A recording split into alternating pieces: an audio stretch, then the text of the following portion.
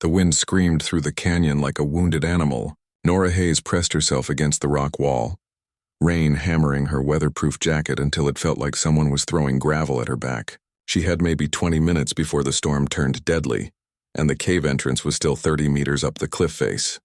Her scanner beeped weakly in her hand. The battery was dying, just like everything else on this survey trip. 3 weeks alone in the Redstone Ridge Mountains, mapping caves that nobody cared about on a planet nobody visited. The pay was decent, and more importantly, the solitude was exactly what she needed. Lightning split the purple sky. Thunder followed so quickly it made her teeth ache. Nora grabbed the next handhold and pulled herself higher. The cave entrance looked like a mouth waiting to swallow her. But right now, being swallowed seemed preferable to being struck by lightning or swept off this cliff by the wind. She hauled herself over the lip of the entrance and collapsed onto dry stone. Her lungs burned. Her fingers were scraped raw even through her gloves. But she was out of the storm, and that was what mattered. The cave went back farther than her headlamp could reach. Nora pulled off her soaked jacket and squeezed water from her hair. The temperature inside was warmer than outside, which was unusual. Most caves on Redstone Ridge were cold as ice. She checked her scanner again. Thermal readings showed heat sources deeper in the cave system, probably geothermal vents common enough in this region. She should set up camp right here by the entrance. That was the smart thing to do. Wait out the storm, then head back to her base camp in the morning. But something made her look deeper into the darkness. A sound, maybe? Or just the particular kind of silence that felt wrong. Nora picked up her pack and walked into the cave. The passage twisted downward, walls glittering with crystal formations that caught her light and threw it back in rainbow fragments. Beautiful, in the way that unmarked places always were. She would catalog this system, add it to her reports, and nobody would ever see it except in data files. The sound came again, soft, rhythmic like breathing, but not quite. Nora froze, one hand dropping to the stun baton on her belt. Redstone Ridge had wildlife. Most of it was harmless. Some of it was very much not harmless. She rounded a corner and her light caught something on the cave floor. At first she thought it was a pile of wet cloth. Then the cloth moved and she saw scales, wings, a long tail curled around a small body. Nora dropped to her knees beside it, professional training overriding her shock. The creature was small, no bigger than a house cat. Its scales were iridescent, shifting between blue and green and purple as her light moved across them. The wings were membranous, almost transparent, stretched between delicate bones. One wing was bent at an angle that made her stomach turn. The creature's chest rose and fell too quickly. Shallow breaths, the kind that meant pain or fever or both. Its eyes were closed, but she could see them moving beneath the lids. Nora pulled her medical scanner from her pack and ran it over the creature. The readings made no sense. Body temperature was dropping. But the creature was clearly reptilian and should have been seeking warmth. Heart rate was erratic. The broken wing showed signs of infection. She scrolled through her scanner's database of known species on Redstone Ridge. Nothing matched. "Not even close. What are you?" she whispered. The creature's eyes opened. They were large and golden, with pupils that contracted to slits in her light. Intelligence looked back at her. Not animal intelligence. Something more. The eyes closed again. The breathing grew shallower. Nora sat back on her heels. Her emergency beacon could call for extraction. Help would arrive in 2 days, maybe less if the storm cleared. But this creature didn't have 2 days. Maybe not even 2 hours. She looked deeper into the cave.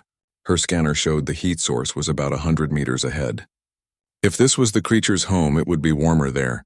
Safer. Protocol said she should document the finding and wait for proper xenobiological support. Protocol said she shouldn't touch unknown species. Protocol said a lot of things that didn't account for a dying creature looking at her with intelligent eyes. Nora pulled off her jacket and wrapped it carefully around the small body. The creature made a sound, somewhere between a chirp and a whistle. Its scales felt warm against her hands despite the scanner's readings. "I've got you," she said, knowing it couldn't understand but needing to say it anyway. "I've got you." She stood, cradling the bundle against her chest, and walked deeper into the cave. Her headlamp carved a tunnel through the darkness. Crystal formations gave way to smoother stone, worn by water or time or something else. The air grew warmer with each step. The passage opened into a chamber that took her breath away. The ceiling soared overhead, Lost in shadows her light couldn't reach, the walls glowed with bioluminescent moss painting everything in soft blue light, and in the center, a pool of water steamed gently, heated by the volcanic activity below. This was the creature's home. She could see marks on the stone, scratches that might have been random or might have been something more. A flat area near the pool looked like a nesting spot. Nora knelt and carefully unwrapped the creature. It stirred, eyes opening again, and this time they stayed open. Watching her, assessing, she set out her emergency medical kit. It was designed for humans, but some things were universal. Bandages, antibiotics, pain medication. She would have to guess at dosages, hope she didn't make things worse. The creature watched her every move as she worked on the damaged wing. It flinched but didn't try to escape. When she finished wrapping the wing in a stabilizing splint, the creature made that whistling sound again, softer this time. Nora spread out her sleeping bag near the warm pool and settled in. The storm still raged somewhere above, but down here it was warm and quiet. The creature curled up a few feet away, watching her with those golden eyes. 29 nights, Nora said quietly, though she didn't know yet why that number came to her. Let's see if we can get you flying in 29 nights. The creature's scales flickered, pulsing with faint light like a heartbeat. Flicker, she thought. That's what I'll call you. Outside, lightning struck the mountain. Inside, a xenobiologist settled in for a vigil that would change everything she thought she knew about the universe. Nora woke to find the small creature sitting on her chest, staring directly into her face. She froze. Those golden eyes were inches from her own, unblinking. The creature tilted its head, studying her with an intensity that made her skin prickle. Then it made a soft chirping sound and hopped off her chest, landing awkwardly because of the splinted wing. Day 1 of her vigil had begun. She sat up and checked her supplies. Food for 2 weeks if she rationed carefully. Water was no problem with the hot spring. Medical supplies would run out faster, but the creature's fever had broken during the night. That was something. The creature limped to the pool and drank, lapping at the water with a forked tongue. Definitely reptilian, but the intelligence in those eyes suggested something far beyond Earth's reptiles. It finished drinking and looked back at her, head tilted again. Hungry? Nora asked. She pulled out a ration bar and broke off a piece. The creature approached cautiously, sniffed the offered food, and turned away. Not interested, right? Unknown species, unknown diet. She would need to figure out what it ate, and quickly. The creature limped toward one of the side passages leading from the main chamber. It looked back at her, chirped once, and continued walking. An invitation. Nora grabbed her headlamp and followed. The passage was narrow, barely wide enough for her shoulders. The creature moved ahead easily despite the injured wing, navigating by memory or senses she didn't possess. After several minutes, they emerged into a smaller cave filled with strange fungus growing in thick clusters on the walls. The creature grabbed a piece in its mouth and ate. Nora scanned the fungus. Protein-rich, non-toxic to carbon-based life forms. She watched the creature eat several more pieces, then returned to the main chamber with obvious effort. The walk had tired it. She gathered samples of the fungus and brought them back. The creature ate from her hand this time, those golden eyes never leaving her face. Over the next few days, they developed a routine. Nora would check the creature's wing each morning, changing bandages, watching for infection. The creature would watch her back, making those whistling chirps that seemed to have different meanings. Sometimes it would bring her things from other parts of the cave system. Small crystals or interesting rocks, laying them at her feet like offerings. On the 5th night, Nora sat by the pool making notes on her datapad. The creature approached and dropped something different at her feet. A piece of crystal, but this one had been modified. Edges smoothed, shape deliberate, a tool. The creature had made a tool. Nora's hands shook as she picked it up. This wasn't instinct. This wasn't animal behavior. This was culture, technology, intelligence. She looked at the creature with new eyes. "You're not just smart," she whispered. "You're a person." The creature's scales rippled with light, that heartbeat pulse she had noticed before. It made a longer series of sounds, almost like it was trying to speak. Nora spent the next several days exploring the cave system, while the creature rested. She found more evidence of intelligence everywhere. Scratch marks on walls that had too much pattern to be random. Arrangements of stones that looked almost like writing. A chamber filled with more tools, each carefully crafted for purposes she could only guess at. Her scanner showed the creature's neural structure was incredibly complex, far more than its small size suggested. The brain was proportionally huge, with structures similar to the parts that handled language and abstract thinking in humans. On the 11th night, the creature tried to fly. Nora was filtering water when she heard the whistle. She turned to see the creature standing at the edge of a high rock shelf, wings spread. The splint had come off days ago and the wing had healed straight. But healed didn't mean ready. "Wait," she called, knowing it wouldn't understand. "Not yet." The creature launched itself into the air. For one beautiful moment it flew.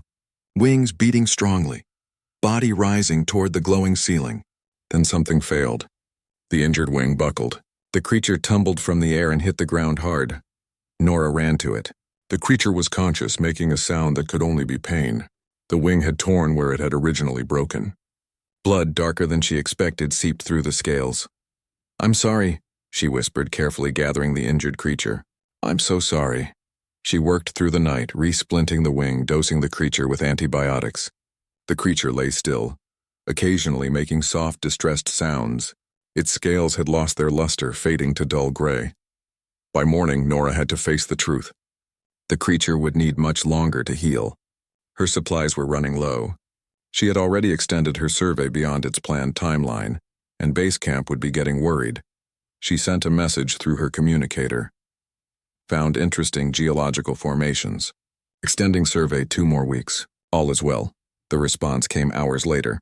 Approved. Don't get yourself killed out there. Too late for that, she thought. She was already committed to something that could end her career if anyone found out. Making unauthorized contact with a potentially sapient species was grounds for immediate termination and prosecution. But looking at the small creature sleeping fitfully near the warm pool, she couldn't bring herself to care about regulations. On the 15th night, the creature began mimicking sounds. Nora was organizing her medical supplies when she heard her own voice. Distorted and whistling, "Say something that sounded like hungry." She spun around. The creature sat watching her, head tilted. "Did you just—" She started. The creature whistled again, and this time she heard water. It wasn't perfect. The sounds were shaped wrong, pitched too high, but it was unmistakably her word, her language coming from a creature that had no right to be able to produce human speech. Nora sat down hard on the cave floor. "You've been listening, learning." The creature bobbed its head, a gesture it had clearly copied from her. Then it pointed one claw at itself and made a new sound, something beautiful and complex that her throat could never reproduce. Its name. The creature was telling her its name. "I can't say that," Nora admitted. "Can I call you Flicker? Because your scales do that pulse thing." The creature considered this, then bobbed its head again. "Flicker," it whistled back, perfect mimicry. Nora spent hours that night speaking to Flicker, recording everything. Simple words at first, yes, no, food, water, up, down. Flicker absorbed them all, sometimes repeating them perfectly, sometimes mangling them into whistling approximations. On the 19th night, Flicker arranged stones on the cave floor in a specific pattern. Nora recognized it immediately. Stars, constellations, but not the ones visible from Redstone Ridge. Flicker pointed at the pattern, then at itself. Then it spread its wings and made a flying motion pointing upward. "You're not from here," Nora breathed. "You came from somewhere else." "From space." Flicker bobbed its head enthusiastically. Then it made a falling motion with one claw, pointed at the injured wing, and slumped dramatically. "You crashed. You're stranded here." Another head bob. Nora looked at the small creature, at the intelligence burning in those golden eyes. This wasn't just a new species. This was first contact, humanity's first confirmed meeting with intelligent alien life. And it had happened not with governments and protocols and diplomacy, but with her alone in a cave, nursing a wounded traveler back to health. The weight of it hit her all at once. What she was doing wasn't just against regulations. It was history. It was everything humans had dreamed of since they first looked up at the stars, and she had no idea what to do next. The water in Nora's canteen was down to the last few sips. Not that water was the problem. She could refill from the hot spring after boiling and filtering. But the filtration tablets were running out along with everything else. 22 days in the cave. 22 nights sleeping on stone with only her thin sleeping bag between her and the cold. Her food supplies had dwindled to emergency rations, and those would last maybe 5 more days if she stretched them. Her communicator buzzed. Another message from base camp. Nora, your extension is up tomorrow. Need you back for supply run coordination. Confirm return schedule. She looked at Flicker, who was practicing drawing symbols in the dust with one claw.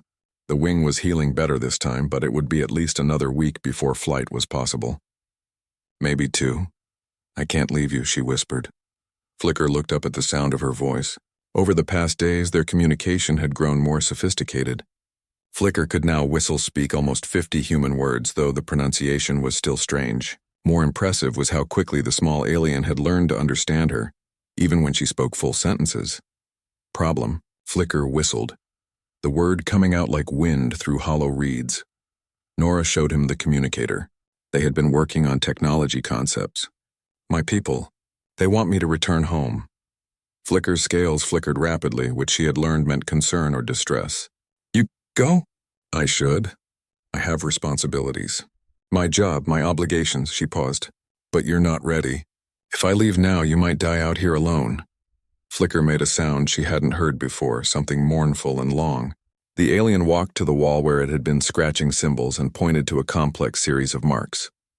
Over the past week, Nora had begun to understand that these weren't random scratches. They were writing. A language. Flicker had been teaching her slowly, using pictures and gestures and those whistled words to explain concepts that had no human equivalent. This particular symbol repeated throughout the cave system. Flicker had explained it meant something like duty or purpose or the thing you must do. The word in Flicker's language was beautiful and complex, untranslatable. You understand duty, Nora said quietly. That's what you're telling me. Flicker bobbed its head. Then it pointed to another symbol, one that meant choice or perhaps free will. The alien's philosophy was becoming clearer to her. In their culture, duty and choice were connected but separate. You could acknowledge obligation while still choosing your own path. Nora typed a response to base camp. Equipment malfunction. Need 4 more days for repairs. We'll explain upon return. It was a lie. Her equipment was fine. But it was a small lie to protect something infinitely more important. The response came quickly. 4 days maximum. After that, we're sending someone to check on you.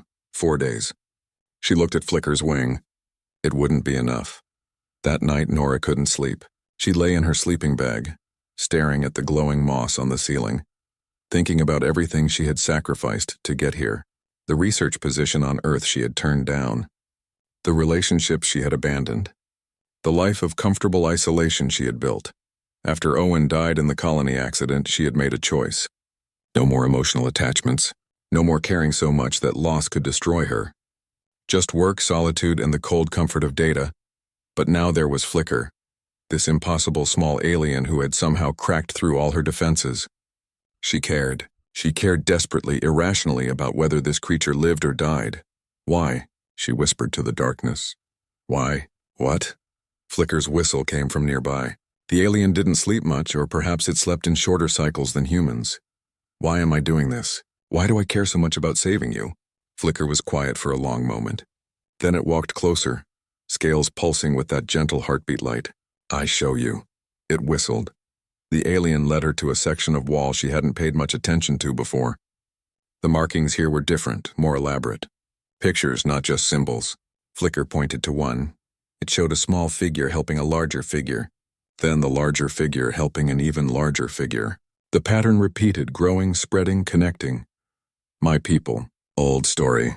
Flicker whistled carefully. Once we small, weak, dying, and other people find us. Help us, give us knowledge. Save us. The alien paused, struggling with the complex idea. They not have to. They choose to. We remember, we do same. We help others. We search for people who need help. Nora felt tears burning in her eyes. You're scouts.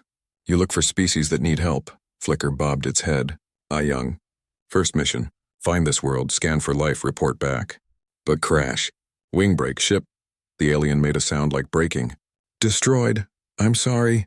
You saved me, Flicker said simply. You not have to. You choose to. Like old story. Like cycle continues, Nora wiped her eyes. In my culture, we have stories too. About helping strangers. about showing kindness even when it costs us. But we don't always live up to those stories. You do, Flicker insisted. You hear? 22 nights. You stay, you care for me. You give food, give medicine, give time. The alien scales brightened. You show... What word? Humanity. That's the word, yes. You show humanity. Real humanity. Not the word. The thing. They sat together in silence. Woman and alien. Two beings who should never have met, finding common ground in the universal language of compassion. Over the next days, their communication deepened. Flicker told her about its people, the Iridians who traveled the stars looking for life that needed guidance or help. They had watched humanity from a distance for generations, waiting to see what kind of species humans would become. You have potential, Flicker whistled. Great potential. You reach for stars. You build, you dream, you create. But also, the alien struggled with the concept.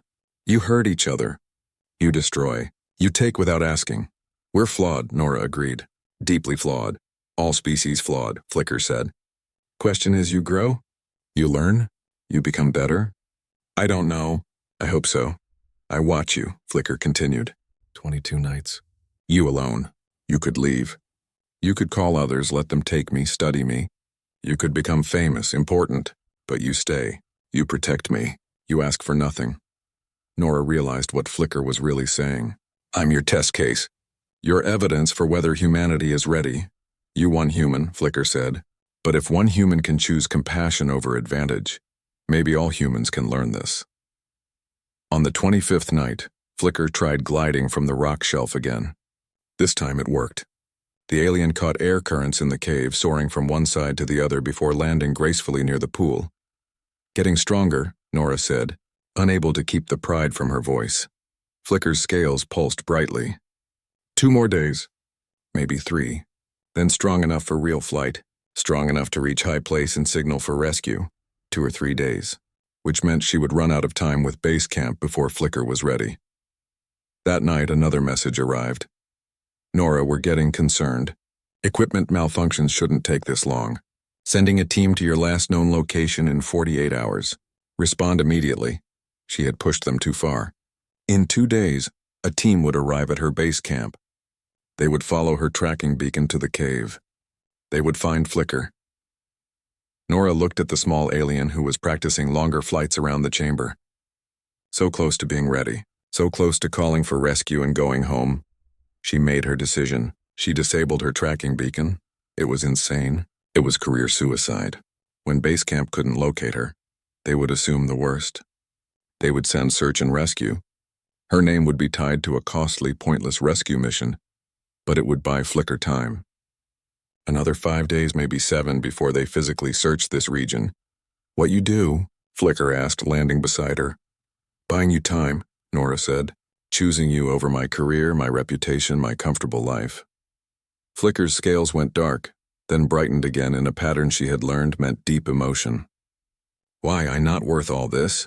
Nora reached out and gently touched the alien's head. Flicker allowed it, even leaned into the contact. You're a person. You're in trouble. You need help. That's all the reason I need. Humans. Flicker whistled softly. Iridians think humans not ready. Think humans too violent, too selfish, too young. But I see you. I see different. I see hope. Don't judge all of humanity by me. I'm not special. That point, Flicker said. You not special.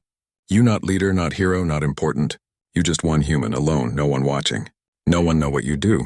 Still, you choose kindness. That mean everything. The weight of those words settled on Nora's shoulders. She had spent years running from connection, from caring, from the possibility of loss. But here in this cave, with this impossible alien, she had rediscovered something she thought Owen's death had taken from her forever. The capacity to love, the willingness to sacrifice, the stubborn, irrational human need to help, even when it made no sense. Nora's last ration bar was gone. She had eaten it slowly, making it last, but now her pack was empty except for the emergency medical supplies. Her stomach cramped with hunger, and her hands had started to shake. 27 nights in the cave. 27 nights since she had found Flicker dying on the cold stone floor. The alien noticed, of course. Flicker had grown stronger over the past days. flying longer distances, staying airborne for minutes at a time. But those golden eyes tracked every move Nora made, and they saw too much. "You weak," Flicker whistled, landing beside her. "Need food." "I'm fine," Nora lied. "Just tired." Flicker's scales flickered with agitation. "You give me your food, I see. You eat less, so I eat more. You needed it more. You're recovering." "I recovered now," Flicker insisted. "Wings strong, can fly. But you cannot help if you collapse. Cannot climb if you starve. Climb, that was the problem." Flicker's rescue signal needed to be sent from high altitude. The cave was deep in the mountain, surrounded by stone that would block any transmission. They needed to reach the summit, and that meant a dangerous ascent through terrain that had been hard enough when Nora was well fed and rested. Now, weakened by hunger and exhaustion, she wasn't sure she could make it. "We wait," Flicker decided. "Find more cave fungus. You eat. That's your food. I don't know if it's safe for humans. We test. Small amount first." Flicker flew off before she could argue, returning with a cluster of the purple fungus it had been eating for weeks. Nora ran her scanner over it again. The reading showed it was edible for carbon-based life forms, but that didn't mean it wouldn't make her sick. She broke off a small piece and ate it. The texture was rubbery, the taste bitter, but her stomach accepted it. Over the next hours, she ate more. No adverse reactions.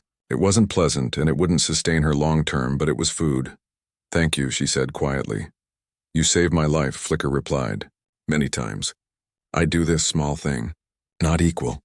That night, as Nora dozed fitfully, Flicker woke her with an urgent whistle. "People coming." She sat up, instantly alert. "What? How do you know?" Flicker pointed one claw at its head. "I hear. Not with ears, with—" The alien struggled for the word. "Mind? Thoughts? My people put device in my head. For emergency, can feel other technology. Machines, signals. You can sense electromagnetic fields." Yes, that word. 3 machines coming. Flying machines, searching. Base camp had sent the rescue team. They were here, scanning the mountain with drones or air cars, looking for her disabled beacon. "How long?" Nora asked. "Maybe 6 hours. Maybe less. Depends on search pattern. 6 hours. Flicker was strong enough to fly, but they had planned to wait another day to be certain. The climb to the summit would take 3 or 4 hours in Nora's weakened condition. That left almost no margin for error. "We have to go now," Nora said, forcing herself to stand despite the dizziness. "If they find us, they'll take you. Study you. You'll never get home." Flicker's scales went dark. "And you?" "If we fail, you die on mountain. If we succeed, you face punishment for helping me. Either way, you lose everything." "I made my choice 27 nights ago," Nora said firmly. "Let's get you home." They packed quickly. Nora took only essentials. Water, the remaining medical supplies, her emergency communicator in case they needed rescue. Everything else stayed behind. Every gram of weight mattered now. The climb started in the cave system, following passages upward that Flicker had discovered during exploration flights. The alien flew ahead, scouting the route, calling back directions. Nora followed, her muscles screaming with exhaustion. After an hour, they emerged onto the mountainside. Dawn was breaking, painting the sky in shades of orange and red. Below them, Nora could see 3 dots moving through the air. Search vehicles spreading out in a grid pattern. "They find base camp soon," Flicker reported. "Then follow your path here." Then we climbed faster. The mountain face was treacherous, loose rock and steep angles. Nora's hands were bleeding within minutes, her gloves torn through. Her legs felt like water. The fungus had given her energy, but not enough. Not nearly enough. Halfway up, she slipped. Her boot lost its grip on wet stone. Her hand grabbed for a hold and found nothing. For one terrifying moment, she was falling, the ground rushing up to meet her. Then claws gripped her jacket. Wings beat frantically. Flicker, still not fully healed, still not at full strength, struggling to slow her fall. They hit the ground together, Flicker taking the worst of the impact. The alien's bad wing crumpled beneath them. Nora heard something crack. "No!"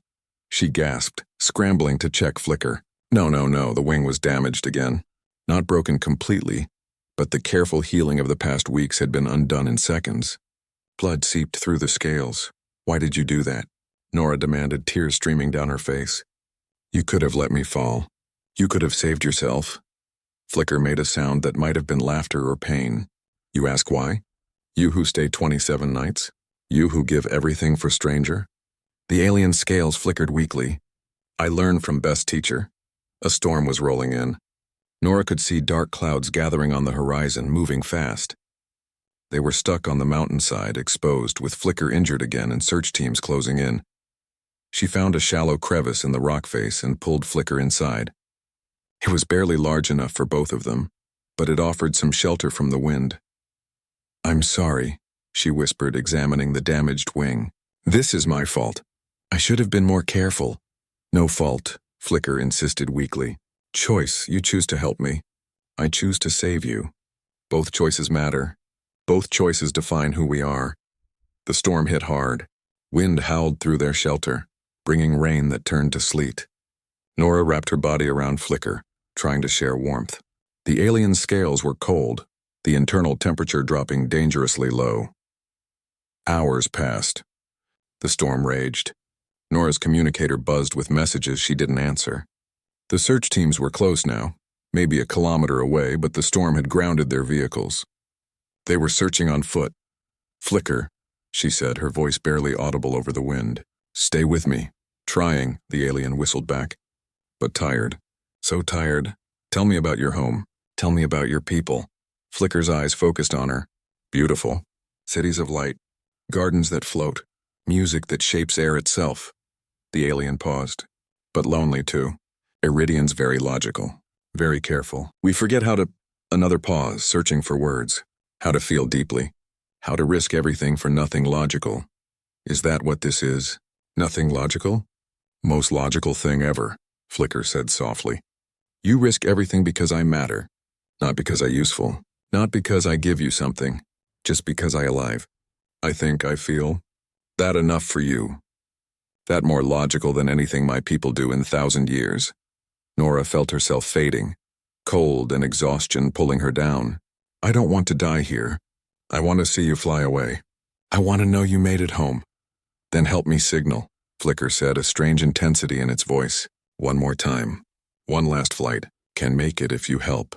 Your wing will work. Has to work. Help me to higher ground.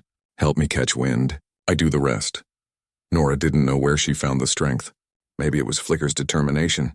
Maybe it was the stubbornness that had kept her going for 27 nights. Maybe it was something deeper, something fundamental about being human. She crawled out of the shelter, pulling Flicker with her. The sleet cut like knives. The wind threatened to throw them both from the mountain. But she climbed. One hand over the other, one foot after the other, refusing to quit. They reached a flat outcropping. Above them, the clouds broke for just a moment, showing clear sky and stars beyond. "Here," Flicker gasped. "This enough. Help me stand." Nora held the alien upright. Flicker spread both wings, even the damaged one. Scales began to glow brighter than Nora had ever seen. Not just the heartbeat pulse, but a sustained brilliance, like a small sun had been born on the mountaintop. The light shot upward, a beam that pierced the storm clouds and reached toward space. A rescue beacon. Not radio, not electromagnetic. Something else, something beyond human technology.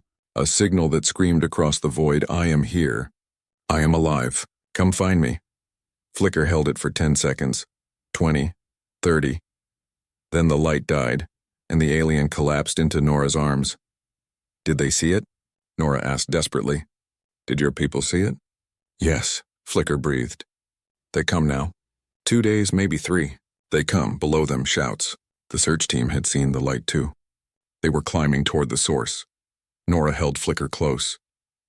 29 nights since she had found a dying creature in a cave. 29 nights of sacrifice and struggle and slowly learning what it meant to care again. "I would do it again," she whispered. "Every night. Every choice. I would do it all again." Flicker's scales pulsed one more time, weak but steady. "I know. That why humans will be great someday. That why we were wrong to wait." The search team reached them. Shocked voices, emergency blankets, medical scanners. They found Nora Hayes, reported missing and presumed dead, holding something impossible in her arms. And in orbit, invisible to human technology, an Iridian ship changed course, coming to collect one of their own. Coming to witness what one human had done. Coming to reconsider everything they thought they knew about humanity. The medical tent hummed with equipment that Nora didn't recognize. The search team had brought emergency supplies. but nothing in their kit was designed for treating an alien. They had stabilized her, given her fluids and nutrition through an IV, wrapped her in thermal blankets. But they were terrified of Flicker. The alien lay on a stretcher beside her, scales dull gray, breathing shallow. The wing was splinted again, this time by medics who had no idea what they were doing. They had scanned Flicker with every device they had, gathered data with shaking hands, and called for specialist backup. Nora had refused to be separated from the alien. When they tried, she had simply said, "If you take Flicker away from me, I stop cooperating with your medical treatment." It was a bluff, but they believed it. Now they waited in the tent while the storm finished its tantrum outside. 2 medics stood guard, stealing glances at Flicker, whispering to each other, wondering what it was, wondering what finding it meant. Nora's communicator buzzed. A priority message from the base camp director. "Hayes, what the hell were you thinking? Do you have any idea what you've done? First contact protocols exist for a reason. We've got government officials on their way. Military advisors, corporate representatives. They're all asking why a solo xenobiologist decided to hide an alien life form for a month." Nora ignored the message. Her attention was on Flicker, whose eyes had just opened. "You alive?" Flicker whistled weakly. "So are you." "Barely. Signal sent. They comin'. Feel them in my head now, getting closer." One of the medics heard the sounds and stepped forward. "It's making noise. Is it trying to communicate?" "It speaks," Nora said firmly. "Flicker speaks. And Flicker is a person, not an it." The medic's eyes widened. They can understand us." "Every word," Flicker confirmed, the whistle speech making the medic jump back. The tent fell silent. The 2 medics stared at Flicker with expressions caught between wonder and fear. One of them reached for their communicator. "Don't," Nora said. "Not yet, please, just give us a little more time." "Time for what?" the medic asked. "For me to explain," came a new voice. They all turned.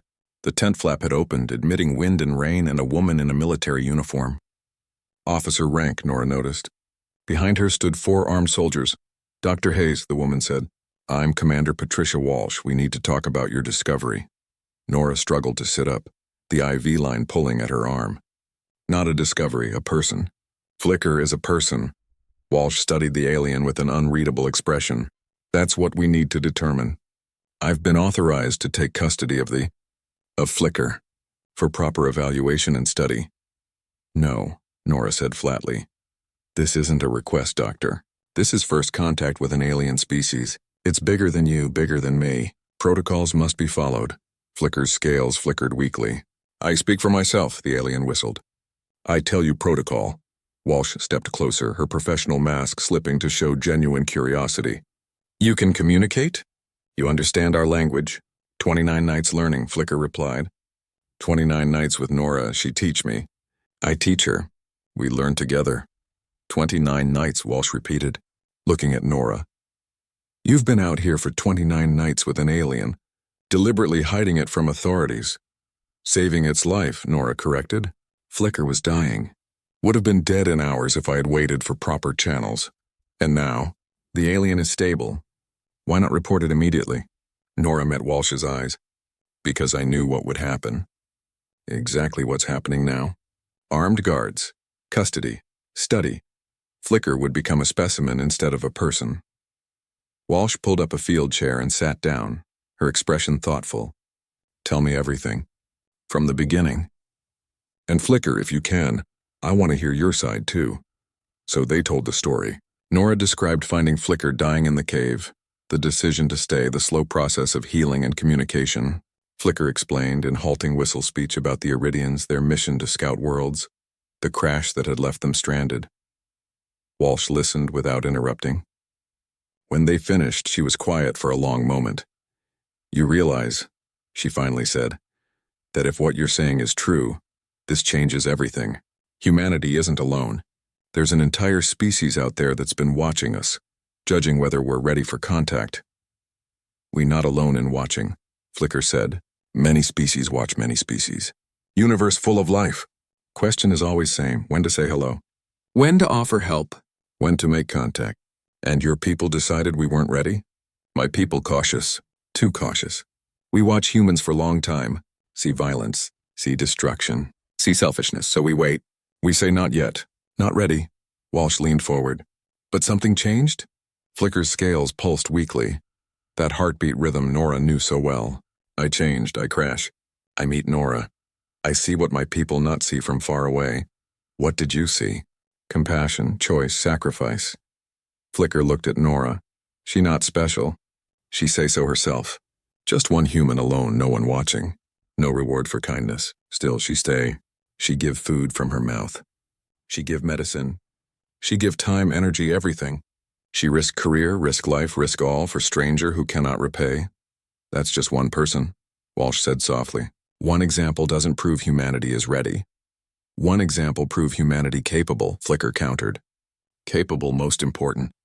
If one human can choose compassion over logic, over self-interest, over fear, then all humans can learn, can grow, can become what they dream to be. Walsh turned to Nora. Why? Why risk everything for an alien you just met? Nora had been asking herself the same question for 29 nights. Because Flicker needed help. Because I could help. That's all the reason there needs to be. You could have called for proper support, could have followed protocols. Flicker would have died while we processed paperwork. And after? Nora shook her head. Flicker would have become property. A specimen to be studied, tested, kept in a lab. Not a person. Not a friend. Just data. Is that what you are? Walsh asked Flicker directly. Her friend? Flicker's scales brightened slightly. Yes, friends, Nora teach me human word. Friend means someone who helps with no obligation, someone who cares with no reason, someone who stays when they could leave. Nora is friend. Best friend. Outside, the storm was clearing. Through the tent flap, Nora could see stars beginning to appear. Walsh stood. My orders are to take custody of Flicker for evaluation, but I'm going to do something that will probably end my career. She looked at her soldiers. Stand down. No custody. Not yet. The soldiers looked confused but obeyed, lowering their weapons. What are you doing? Nora asked. Buying time, Walsh said. You said Flicker's people are coming? 2 days, Flicker confirmed. Maybe less. They come for me. Then we wait. We see how this first contact really plays out. Not on our terms, but on equal terms. We meet Flicker's people, we talk. We see if humanity is ready, and we see if they're willing to give us a chance. They'll remove you from command for this, Nora warned. Walsh smiled grimly. Probably. But if there's one thing you've taught me tonight, Dr. Hayes, it's that sometimes the right choice and the protocol choice aren't the same thing, and sometimes you have to risk everything to be who you want to be. Over the next hours, more people arrived. Scientists, diplomats, military personnel. They all wanted to see Flicker, to scan and study and question. Walsh held them back, creating a perimeter around the medical tent. The alien is injured and recovering, she told them all. No interference until the situation is resolved. That's an order. Nora slept fitfully, always aware of Flicker beside her. The alien's condition improved slowly with rest and warmth. By the second day, Flicker could stand, could walk, could extend both wings carefully. They close now, Flicker said on the afternoon of the second day. Very close. Tonight, maybe. They come tonight. Are you afraid? Nora asked. Of facing them after failing your mission? Not afraid of them. Afraid of leaving you. Flicker's scales pulsed with emotion. 29 nights we lived together. You saved me. I grow to... The alien struggled with the word. Love, is that right? I grow to love you, friend Nora. Tears stung Nora's eyes. I love you too, Flicker. In 29 nights you gave me something I thought I'd lost forever. Hope, connection, the willingness to care about someone again. You care because you human, Flicker said. Humans strange. Humans broken. Humans hurt each other. But humans also care fiercely. Love deeply. Sacrifice everything. My people, we forget how to do this. We too careful. Too logical. We lose something important. What did you lose? Heart, Flicker said simply. We lose heart. You helped me find it again. As darkness fell, Nora stood outside the tent with Flicker. Walsh and her team maintained their perimeter, keeping the crowds of officials and scientists at bay. Everyone was looking up at the stars. They hear, Flicker said suddenly. At first, Nora saw nothing. Then reality seemed to ripple, and something vast appeared in the sky. Not a ship in the traditional sense. Something organic, beautiful, like a creature made of light and living metal. It descended slowly, gracefully, until it hovered above the mountain. Smaller forms detached from the main vessel. They looked like Flicker but larger, their scales more elaborate, marked with patterns that suggested rank or age. There were 5 of them, and they landed in a circle around Flicker and Nora. One stepped forward, scales marked with golden spirals.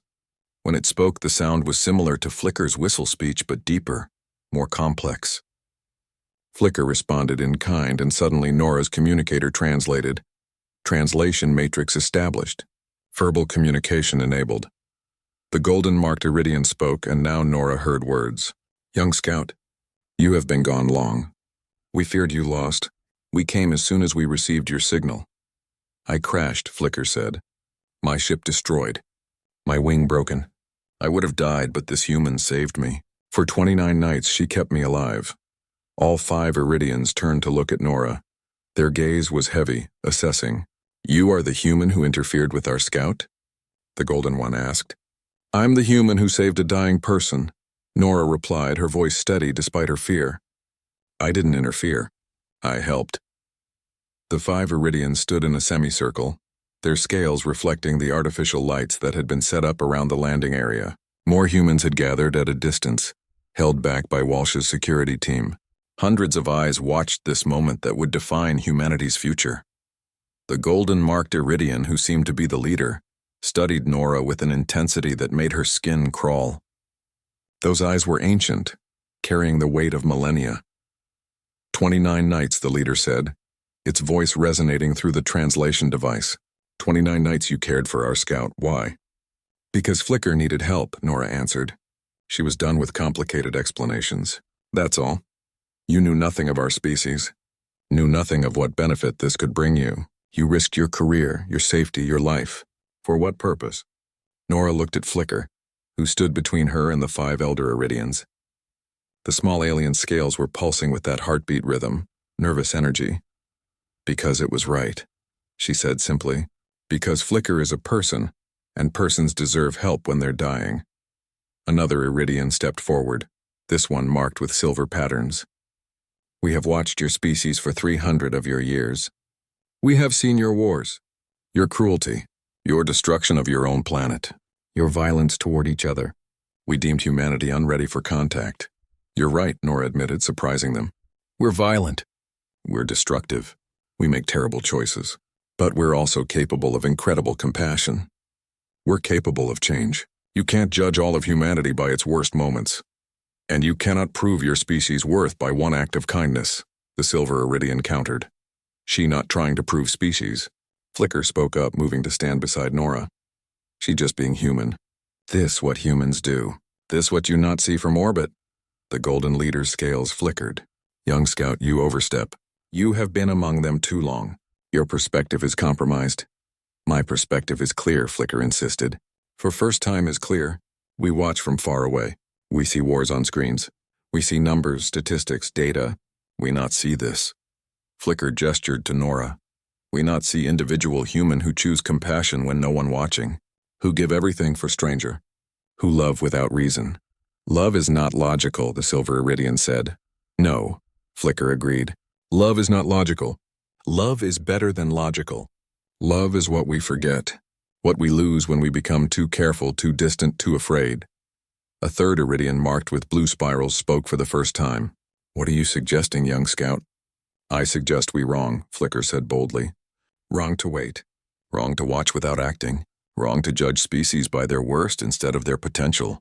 The golden leader's scales darkened. And if we are wrong? If we make contact too soon? If humanity proves dangerous? Then we help them not be dangerous, Flicker said. Like someone once helped us. Like the old story. Someone find us when we small, weak, dying. They help us. They teach us. They make us who we are. Now we find humans at same place. Young species. Making mistakes. But also showing greatness. We help. Like we were helped. The 5 elder Iridians were silent, communicating among themselves in patterns of light, too complex for the translator. Nora waited, her hand unconsciously resting on Flicker's back. The small alien leaned into the contact. Finally, the golden leader spoke. This decision is beyond our authority. We must consult the council. They will need evidence. They will need proof that humanity has changed our assessment. I am proof, Flicker said. I alive because of human compassion. My wing heal because human gave her medicine. My mind grow because human teach me language, share thoughts, show me friendship. I crash on hostile world alone, dying. Human save me. Not for reward. Not for gain. Just because she could. Just because she should. The Silver Iridian turned to Commander Walsh, who had been watching silently from nearby. You are military. You understand strategy. What is your assessment of this situation? Walsh stepped forward carefully. Honestly, I think you're both right. Humanity isn't ready. We're still fighting each other, still destroying our own planet, still learning basic cooperation. But we're also capable of incredible things. We're capable of growth. She glanced at Nora. Dr. Hayes risked everything for your scout. That's not an isolated incident. That's humanity at its best. We just need to be that more often. The Blue Iridian spoke again. We have protocols. First contact must be managed carefully. The human who assisted our scout has knowledge of our existence. This creates complications. Nora felt her stomach drop. Complications? What kind of complications? You have seen us, spoken with us, learned of us. Your kind is not ready for this knowledge. Standard protocol would be to remove such memories. You want to erase my memories. Nora's voice came out louder than she intended. 29 nights. Everything I learned, everything Flicker and I shared. You want to just delete it? It would be simpler, the Golden Leader said. Cleaner. You would remember finding an injured animal. Helping it.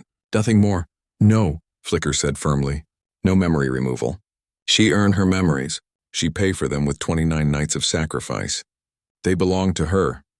Young Scout, you are emotionally compromised. Yes, Flicker agreed. I emotionally compromised. I have emotions now.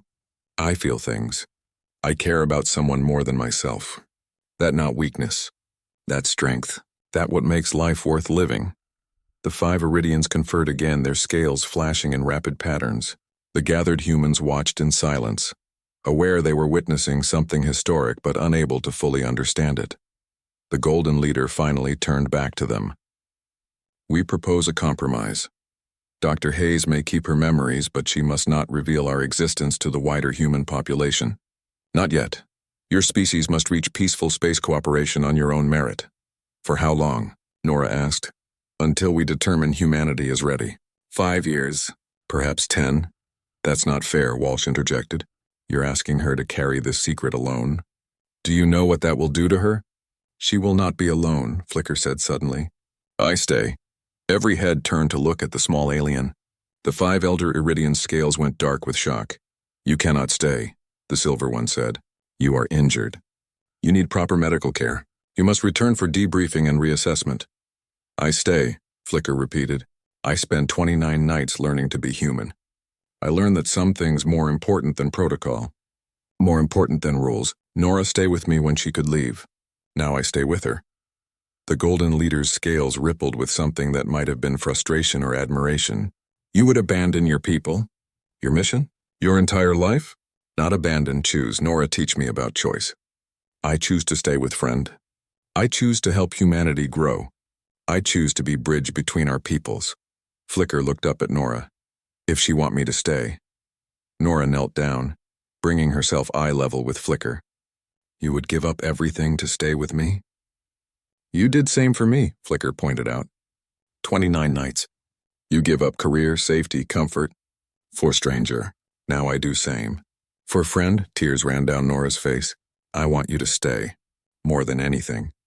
But your people, your home, you my people now too. Earth my home now too.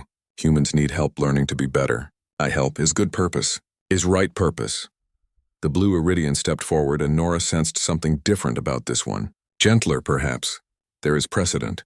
Long ago, our people sent scouts who chose to remain with species they were studying, to guide them, to help them grow. That was different, the Golden Leader argued. Those were mature species near readiness. Humanity is far from ready. Which is why they need guidance most, the Blue One countered.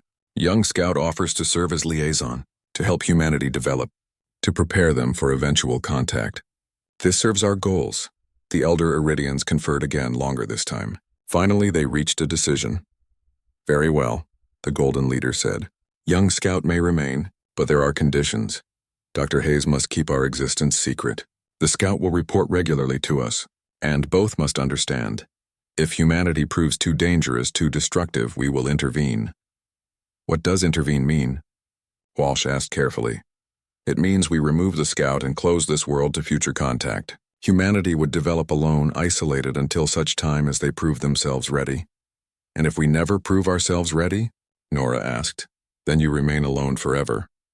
The weight of that statement settled on everyone present. Humanity's future among the stars rested on whether they could grow, change, become better than they were. The Golden Leader approached Flicker. You are young, impulsive, but you have shown courage and conviction. These are qualities we value. The elder touched its head to Flicker's in what appeared to be a blessing or farewell. Serve well. Help them grow. But remember who you are. Remember where you come from. I remember, Flicker said softly. I remember everything. The 5 Iridians prepared to leave. They moved toward their ship, that beautiful organic vessel that seemed to be part technology and part living creature. Then the Golden Leader paused and reached into a compartment on its body. It pulled out something small and crystalline. For the human, it said, handing the crystal to Flicker. A gift. Our thanks for preserving one of our own. Flicker took the crystal and brought it to Nora. In her hands it began to glow, warm and pulsing with that familiar heartbeat rhythm. It's connected to me, Flicker explained. Part of my scales grown into this form. Wherever I am, wherever you are, it will glow when I think of you. You never be alone.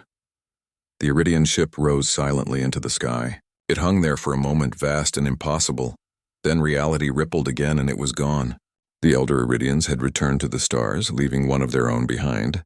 Nora stood holding the crystal, looking at Flicker. Around them, the gathered humans began to move, to talk, to process what they had just witnessed. Walsh was already on her communicator, reporting to superiors. Scientists were clamoring for access to Flicker. Diplomats were arguing about protocols and procedures. But in the center of it all, a woman and an alien stood together, connected by 29 nights of shared struggle and growth. What now? Nora asked quietly. Flicker's scales pulsed brightly, that heartbeat rhythm strong and steady. Now we live.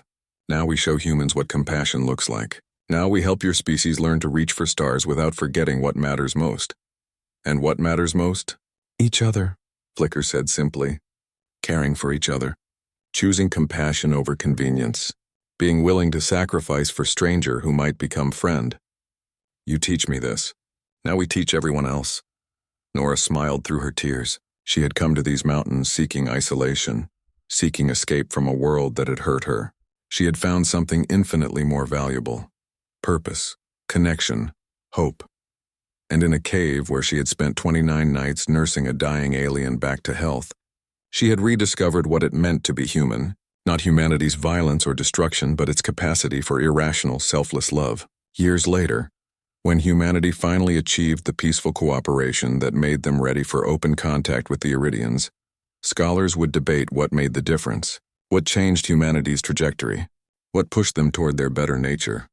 Some would point to political movements, others to technological advances, still others to economic shifts or cultural changes.